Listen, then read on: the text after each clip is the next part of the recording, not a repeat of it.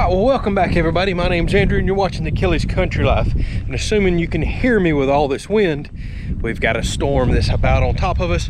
I'm trying to make a rushed trip into town to pick up a friend's dump trailer. Thank you so much for letting me borrow this. Oh, y'all know how bad I want a dump trailer. And we're gonna go get a load of compost so we can get this garden started. Problem is, it's supposed to rain the next 3 days. I don't know if we're gonna get it in time, but let's at least go get that compost.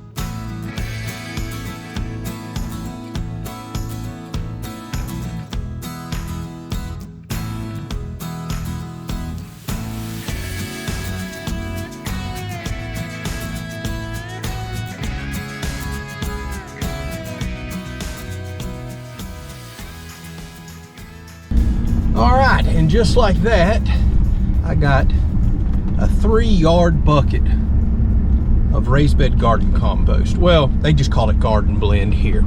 So I'll go ahead and let y'all know, if you're ever in the North Florida area around Perry, Florida, it's called Florida, Georgia bark mulching compost, something like that. Florida, just type in Florida, Georgia compost, Perry, Florida.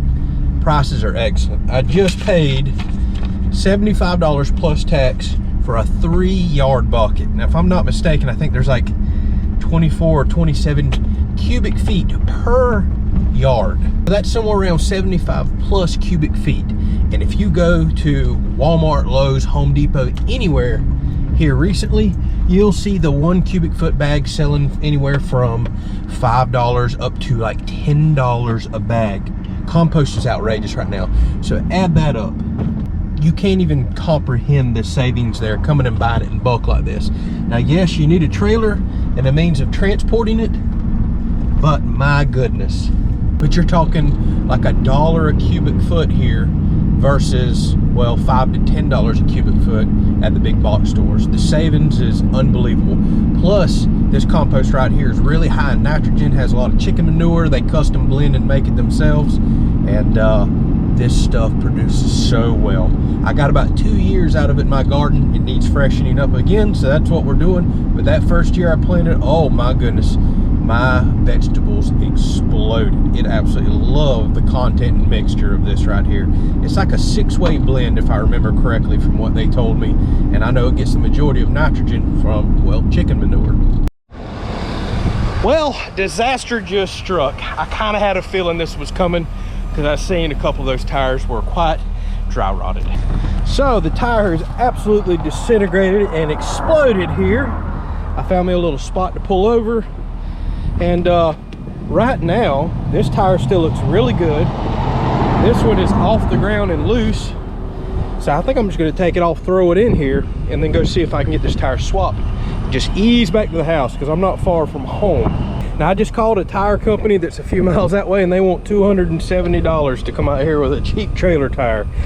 So if I can get this off, yeah, we're gonna go save a pile of money and just get the tire put on and not have to pay that expensive service call. The other crazy thing is, here I am on the side of the road, just ran into one of you viewers from down south that's heading up to Tallahassee, not even from around here. Pulled over, offered to help. I certainly do appreciate the offer for help, but we're good. I'll get this figured out. I did not want to hold your trip up if you happen to be watching this, but thank you for the several attempts and offers that you made. Well, what an interesting day this has turned out to be.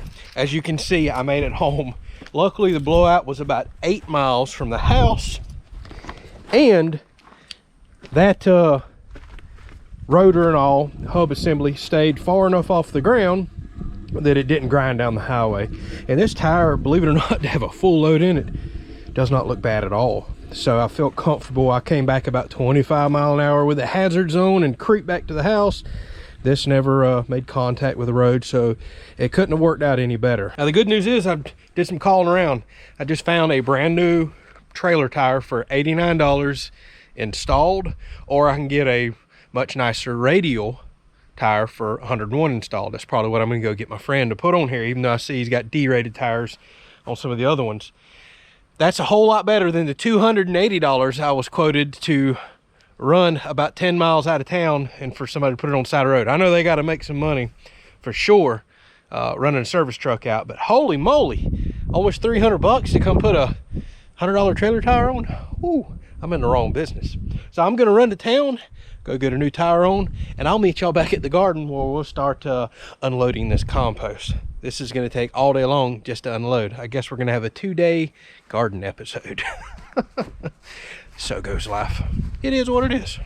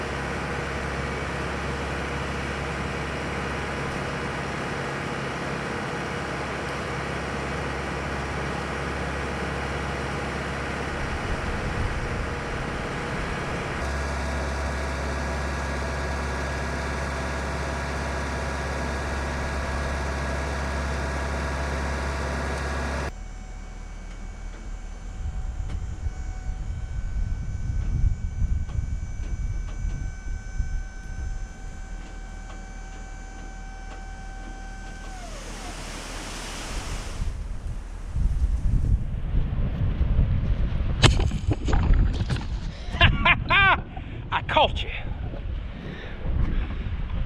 Y'all, we've got some bad weather. My phone is blowing up with tornado warnings. This crap's coming and it looks horrible. So I'm gonna dump the last of this compost right here, save it for later. I can always use it for something else or start working on another compost pile. And I'm about to go get ready to take shelter because that stuff is almost here. Oof. All right, so it has been 2 days since I started this process. It has stormed and just absolutely rained the last 2 days. Actually, it's extremely windy right now and the last little bit of rain coming over, but I can't take it any longer. I gotta get this garden planted. My goodness, I am way behind. So in this particular bed, this is where I'm going to plant corn, and you're probably looking at this hog panel going, what on earth is this guy doing? So I come up with this idea last year to put hog panels over because while corn grows exceptionally well in raised bed gardens, it loves this nitrogen-rich compost, Problem is, this compost is very loose soil, not like hard packed soil on the ground. So the corn tends to want to blow over. So I put these panels here, and as the corn comes up through it, I kind of help feed it through. Whenever we get these extremely windy and summer storm days that are coming, we all know it, it really helps support the corn stalk that's coming up through here. It'll blow over, but it'll catch, and it really keeps it from piling up, because I've tried growing corn in raised beds without this.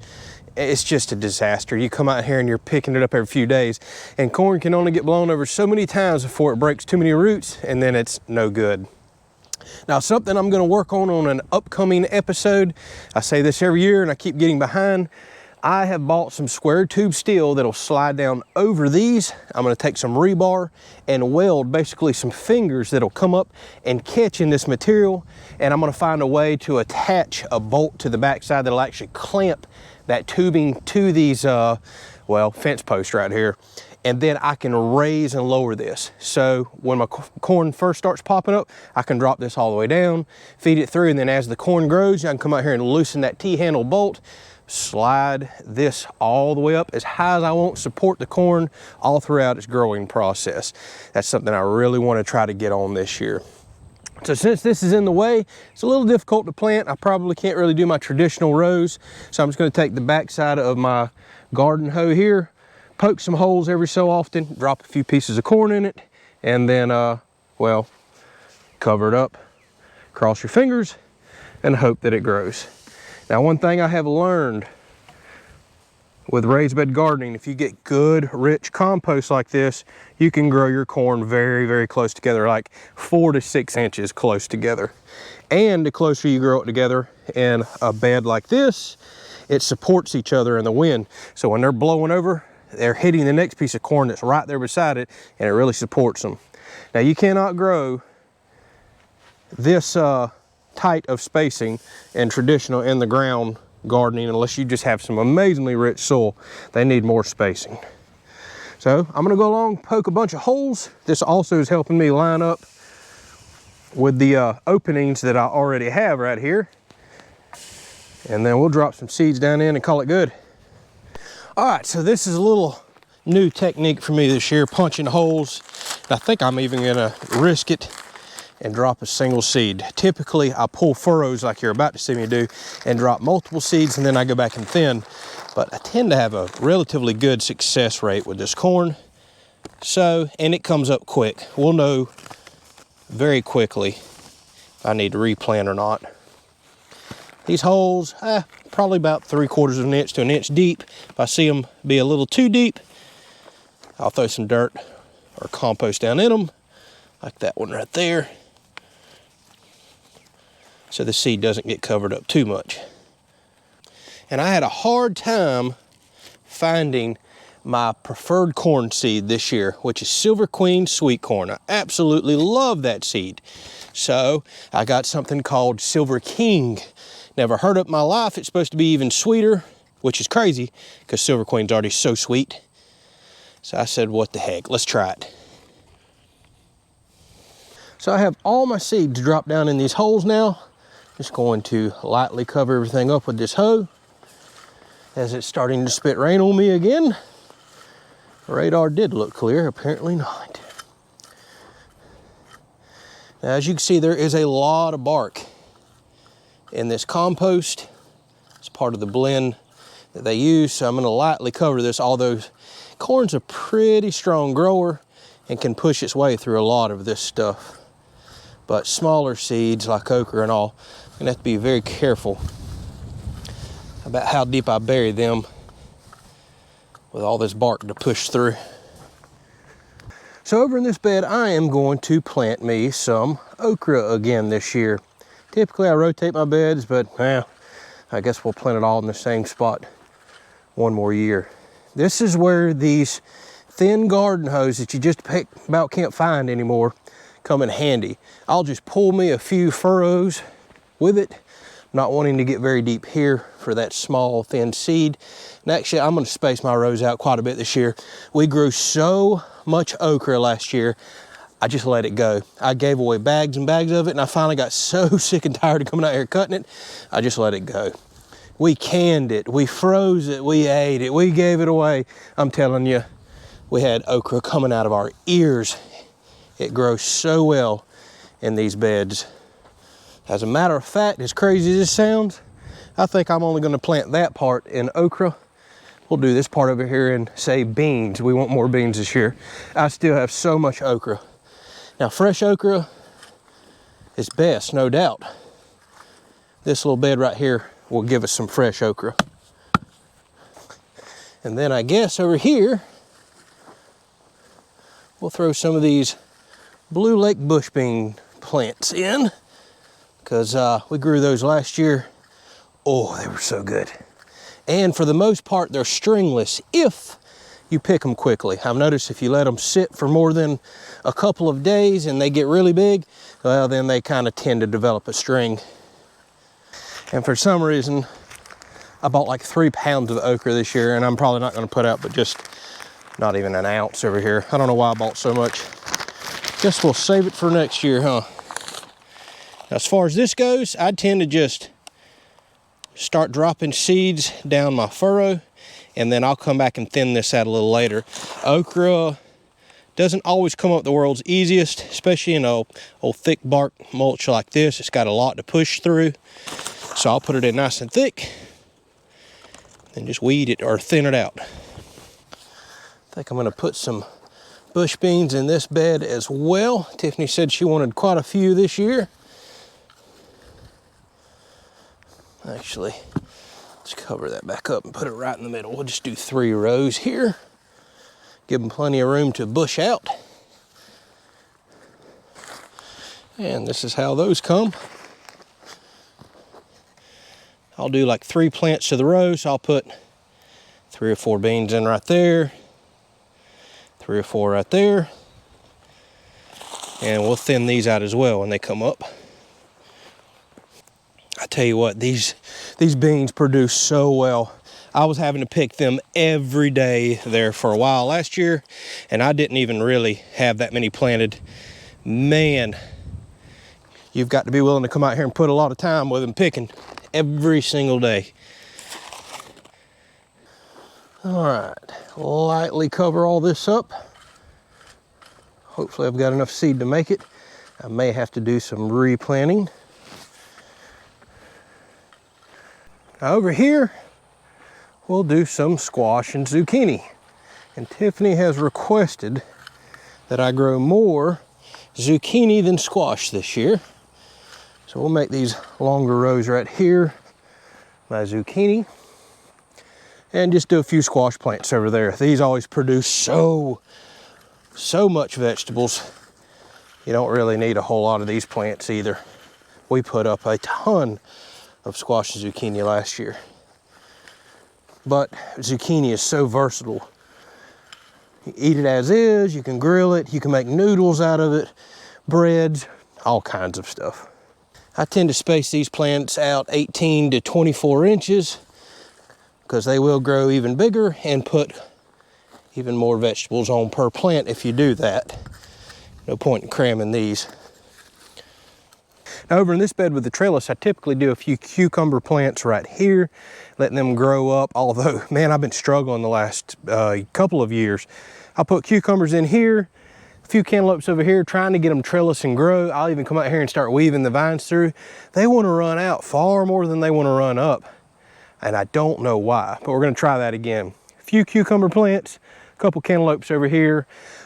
We just don't eat a whole lot of cucumbers. I like them. I canned quite a bit last year. You'd be shocked how many you can grow in an area this small. And as far as the cantaloupes go, I'm put some here, some in that bed.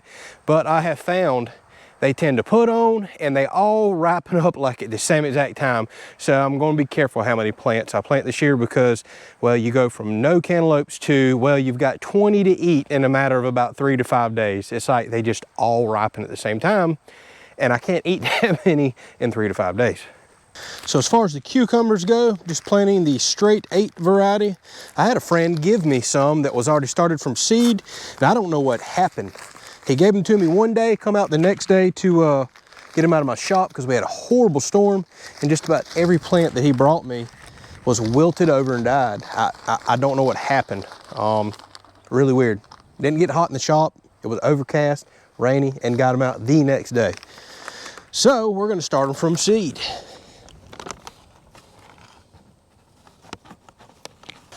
No need in getting these too terribly close together. I'll plant several, thin these out. And we'll do the same thing in about 3 spots over here with some cantaloupe.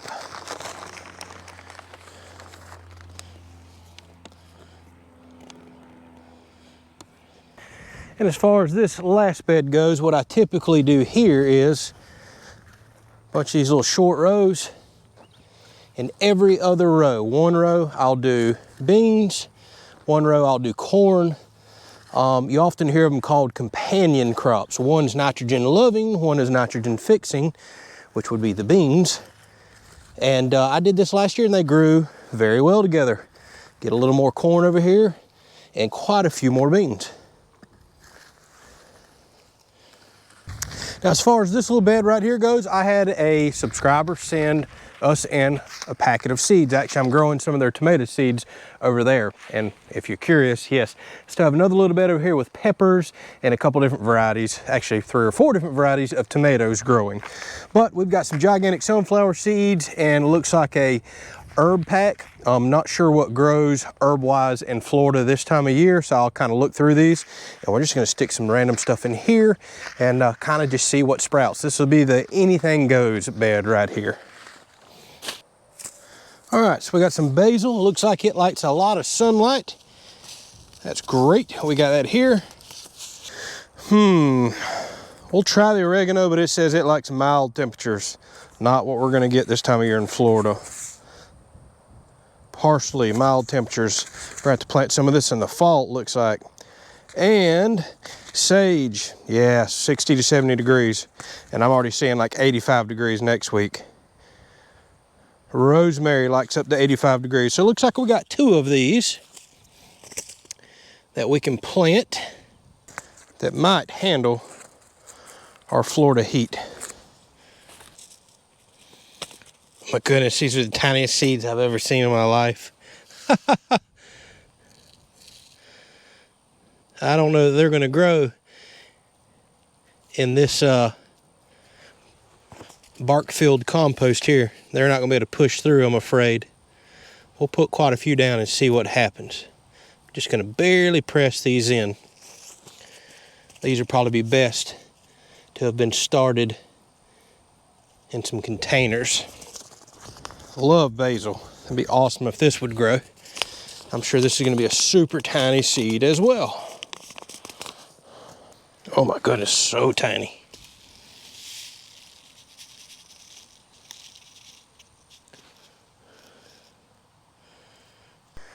All right, so the garden is officially planted. Take a quick peek of what's already going. You can see my potato plants, they look awesome. Nice and healthy, they are exploding in growth. I threw a lot of extra compost in here. I just lightly healed them up once. I'll go ahead and pull some more here before long and let them heal up. I had one that just really struggled. So something's done cut a leaf off for me. And I see my friend, the ants down here. That's another problem with nitrogen-rich compost it's gonna have. Well, parts of chicken, let's just say that. Ants are absolutely attracted to it. Problem is, been getting rain every other day, it seems like, so it's hard to come out here and put diatomaceous earth and other stuff. So I've been working on them hard around the garden. I already see some new ant beds popping up since we just had a rain. So now's the perfect time to go hit the ones outside of the garden with some granules and poison. Then inside we'll stick with safe stuff. Over here, got some more weeding to do. Constant battle and struggle. I really need a lot more mulch down, but just have not had time to run the chipper. Got your blueberry plants putting on. They look really healthy this year. Maybe they'll start exploding in growth. Hey, check this out. And we've already got some blueberries changing color. I'd imagine next week we're gonna have a lot of these really put on with all these 80-something degree days that we're getting. And apparently winter's over. No more frost and spring is here because my grapevines just decided to start blooming out. These are muscadine grapevines. We got a few handfuls off of them last year. We just planted them the year before, so they're really taking off. I was gonna prune them back, but I'm almost thinking I'm gonna let them just grow down the fence so we can pick from the outside, inside, everywhere. And I'm almost embarrassed to even show this bed. The weeds have just taken over. I'm about to work on that, but got some cherry tomatoes that need some dead limbs picking off. Already see a tomato or two down there. And then we've just got some regular Bonnie tomatoes over there, a few that are down in the tray that I've planted. And then we've got some peppers over here amongst all these weeds. So yeah, I'm about to get my butt in gear on getting this cleaned up. So check this out. Got me a new toy, we'll call it. This is a propane weeder. Y'all know that I like using my big one for getting in delicate spots, like say around plants already planted like this. This has a much finer torch end and works off these 1 pound bottles. We're gonna go over this and something else that's pretty cool in an upcoming episode. But for a quick sweep through and save all the bending over, well, I can come here and I can safely get up underneath my plants. And as soon as you see all these weeds willed over, which only takes a second, move right along. Really easy on the back and a safe way to weed. So I'm gonna work on weeding, probably bring some compost in here. I'm seeing ant beds that are begging for a watering of some, well, insecticide. And we'll get this cleaned up. We'll have y'all another video out here before long when that garden is springing to life. Oh, my favorite time. I love going out there watching that. And I'll show y'all some updates there of everything that's going on. Thanks for watching. Hopefully you enjoyed it.